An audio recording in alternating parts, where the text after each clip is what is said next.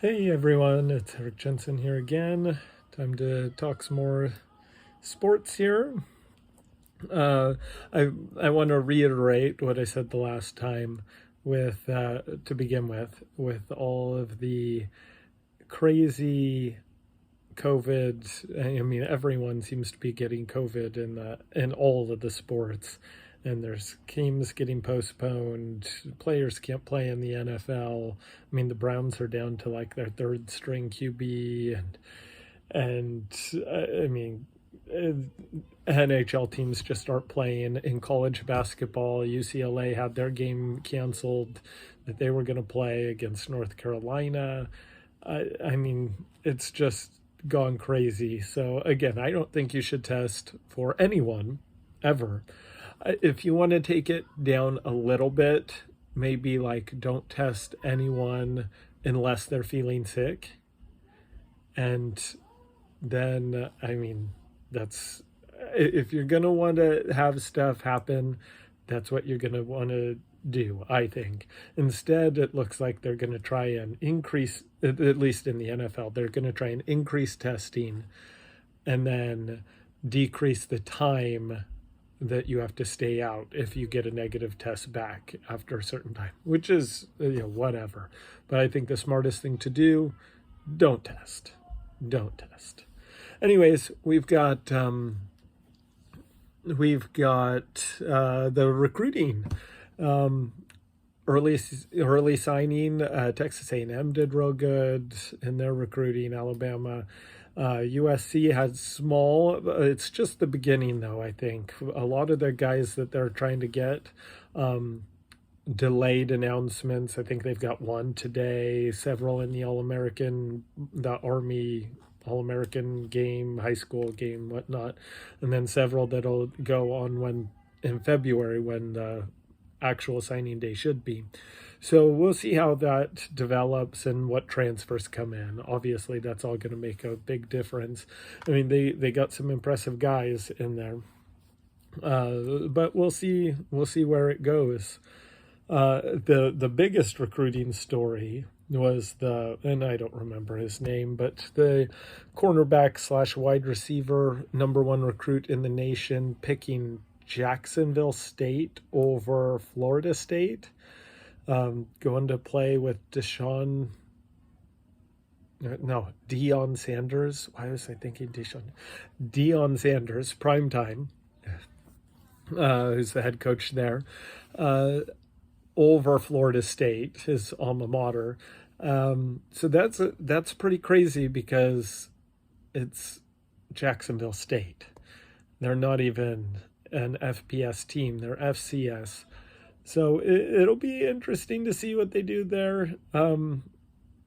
Again, if I don't know how much money it was paid. I think a lot of these kids with the name and likeness stuff, I think that has got a lot of sway. If you can pay for a recruit, which is just by getting them to do some sponsorship or something, you can do it.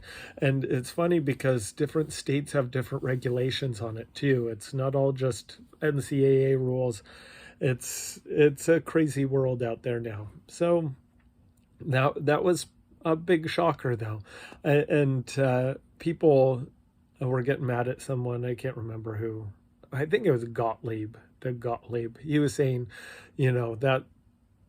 that why would someone choose to go to an inferior school, and people were getting upset because Jacksonville State's a historically black college and university. But that's not the point. You have better resources, better training, better all of that at the big schools. It's a fact. You have better facilities. Now, every school is different, and maybe just the fact that you can play with Dion and he can teach you how to go both ways or something, maybe that makes up for that. But there is a difference between some of the schools that you go to in the resources that they're giving the athletes. Now, there's been plenty of guys that have come out from lower level schools that have just been just fine. So but I don't think that's an unfair criticism. But let the kid do what he wants. If he wants to play with prime time, let him play with prime time. It is pretty crazy, though. Let's see. We've got bowl games starting. Well, first, let's go back. College basketball. I just have to say, USC's in the top 10 for the first time, and I don't even know when. So that's pretty exciting. They're still undefeated. They haven't been playing well in the last 3 games, I wouldn't say, but they did come away with the wins. So they've got Georgia Tech on Saturday. Should be good. Again, I don't. The last 3 games they haven't looked like a top 10 team in the country, but they have before. So, you go through rough stretches, and if you can go through rough stretches and still get the wins, better to do it that way.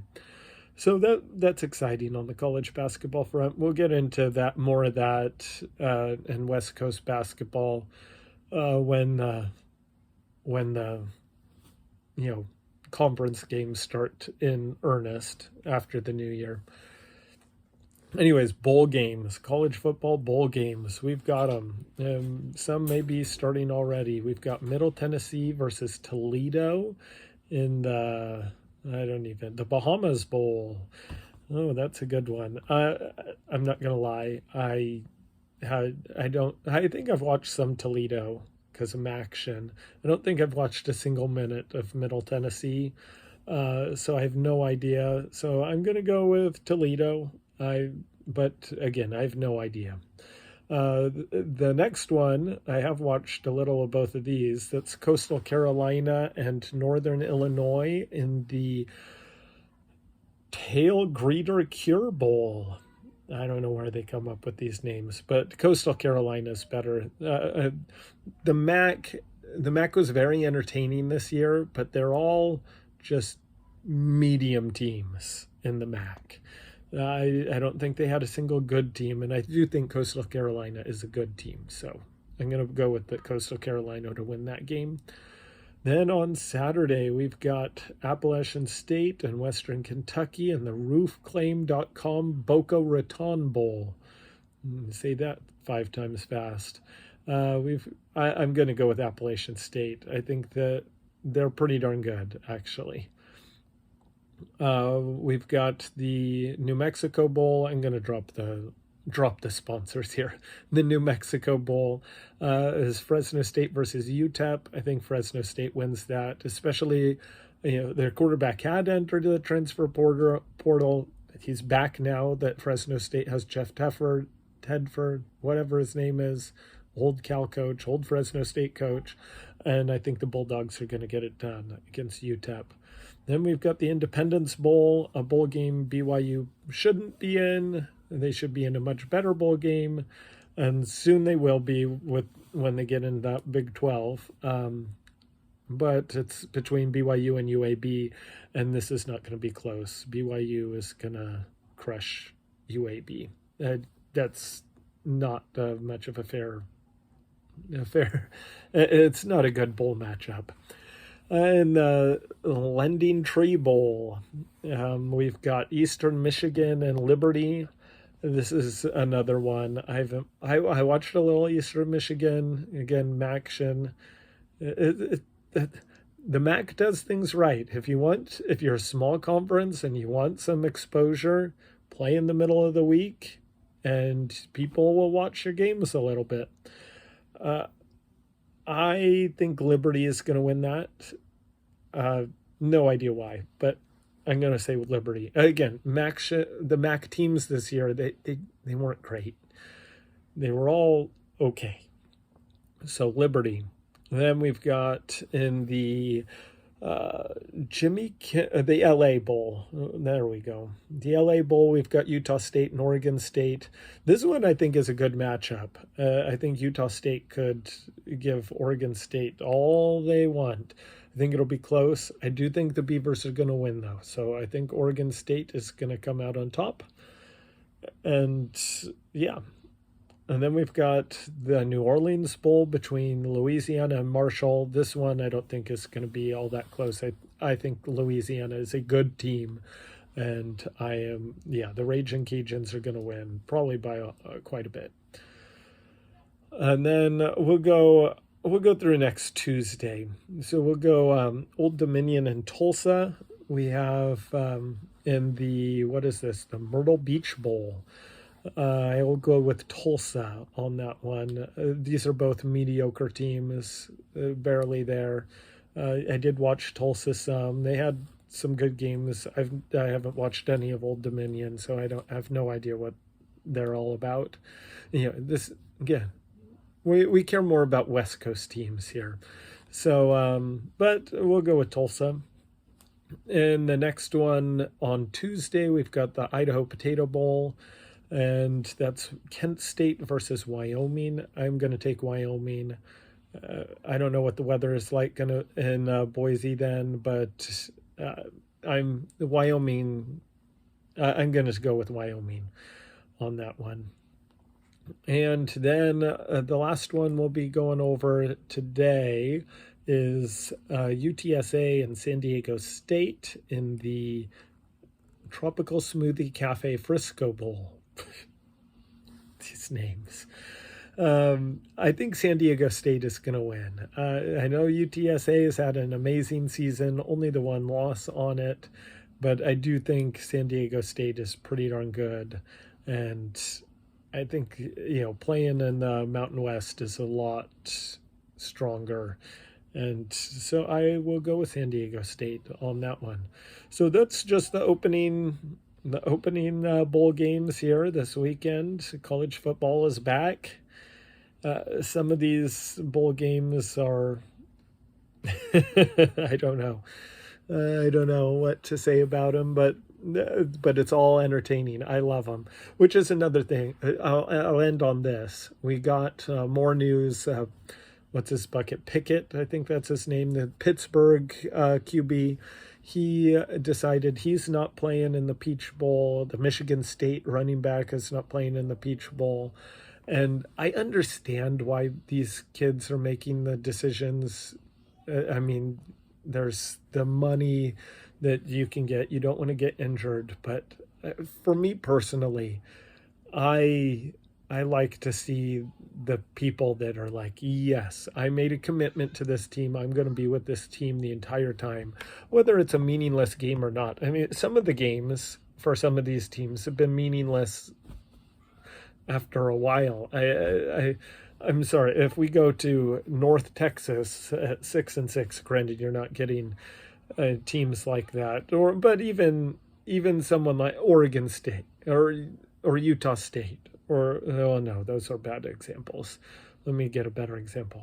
Someone like Fresno State with their QB. After a while, if you're not making it to your conference championship game, your games aren't worth anything, you could say, but they are still real. And I think you can do the same thing with these bowl games. Go all the way through of the season. I have respect for the people that do that, even though I understand why you wouldn't. But I think it's best if you try your best to be with your team. It's the last time you'll be in college for some of these people that are leaving early. Just go all the way through. I think that's what good teammates do.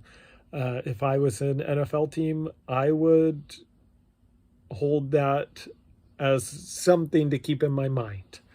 Are they going to be, holding out on the contract negotiation? Is the contract years, are they going to be playing harder than the other years? And so I would, not that would be the end all be all, but I would take that into consideration if I was an NFL scout with these players. So I think it's only good if you play in the bowl game. Of course, unless you get injured, which is what they're worried about, but I think it's worth the risk to be with your team and to play. Anyways, that's the first few bowl games and stuff. Hope you have a wonderful week watching college football bowl games, and have it so good. Bye.